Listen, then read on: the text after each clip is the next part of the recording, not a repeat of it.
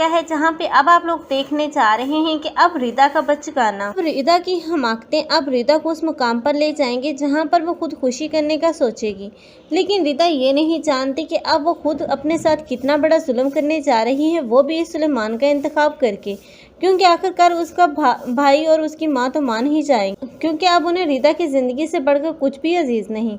लेकिन अब रिदा, जो कि इतनी बड़ी हमाकत करके बहुत ही ज़्यादा पछताने वाली है, तब ना तो वो अपने घर वालों को बता सकेगी और ना ही तब वो सुलेमान को सुधार सकेगी। लेकिन सुलेमान, जिसने अब रिदा से अफेयर चलाया सिर्फ पैसे हासिल करने की गरज से, लेकिन जैसे ही रिदा ने उसे फोर्स किया तो वो ऐसे रिश्ता लेकर उसके घर आया जैसे कि वो रिदा को अपनाना चाहता है, ताकि वो रिदा के दिल में यही बात डाल सके कि वो उसके साथ सिंसियर है। लेकिन रिदा, जो कि अब बहुत ही ज़्यादा बेवकूफ़ है, क्योंकि वो समझ नहीं सकी उसकी चालों को, इसलिए उसकी मकार चालों का शिकार होती चली गई।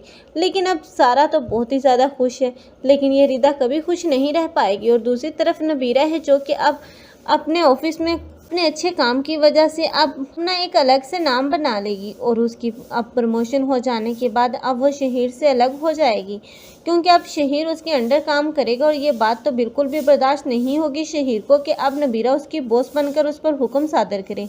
इसलिए वो वहाँ पर भी अब उसके साथ अच्छा सलूक नहीं करेगा और ना ही घर पर, क्योंकि अब यही नबीरा, जो कि काम के सिलसिले में कभी लेट हो जाने की वजह से अब इस शहीर का मूड तो और भी ज़्यादा ऑफ होगा, जिस वजह से इन दोनों में अब तलखियाँ बढ़ती हुई नजर आएंगी। जैसे ही अब फाकरा को कुछ रवैया अब ठीक हुआ था नबीरा के साथ, वैसे ही अब इसका रवैया बदल गया। लेकिन अब रोशीन है, अब वफा ने जिस तरह उसकी ज़िंदगी बर्बाद की थी, वैसे ही अब रोशीन की अहमियत का भी एहसास हो जाएगा इस बासत को, और बासत को बहुत जल्द पता चलना शुरू हो जाएगा कि अब रोशीन की उसकी ज़िंदगी में क्या जगह थी, क्योंकि वफा चाहकर भी अब रोशीन की जगह नहीं ले सकती।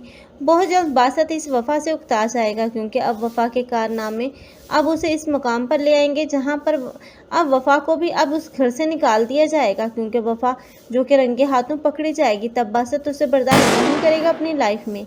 आखिर वफा के साथ तो ऐसा ही होना चाहिए, क्योंकि जो दूसरों की खुशियाँ छीनते हैं कभी खुद भी खुश नहीं रह सकते।